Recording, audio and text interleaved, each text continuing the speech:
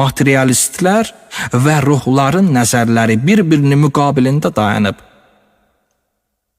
Ruhçuların fikrincə, insan cisim və ruhdan ibarət bir həqiqətdir ki, ölməklə fani olmur və əbədi olaraq qalır.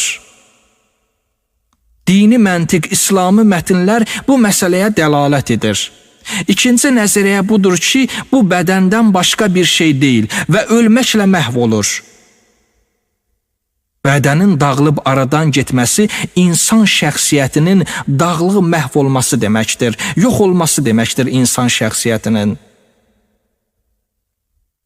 Mənəviyyat adlandırıla bilən bir sıra qeyri-maddi işlər insana dəyər və şəxsiyyət verir. İnsanın insanlığı bu işlərlədir. Əgər bunlar insandan alınsa, onun heyvanla heç bir fərqi olmaz.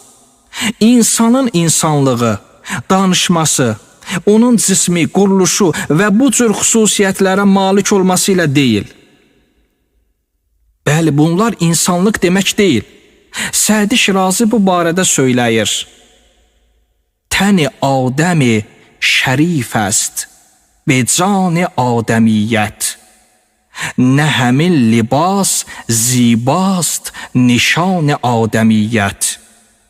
Əgər Adəmi be çeşm است زبان و گوش و بینو چه میژان نقش دیوار میان آدمیت. İnsanın bədəni onun insanlıq ruhuna malik olması səbəbilə şərafətlidir. Əgər adamlıq göz, dil, qulaq və burunla olsaydı, adamlıqla divar arasında nə fərq olardı? Heç bir fərq olmazdı. Əgər insanlıq bu bədənin olmasıyladırsa, hamı anadan insan doğulur. Amma məsələ bu deyil.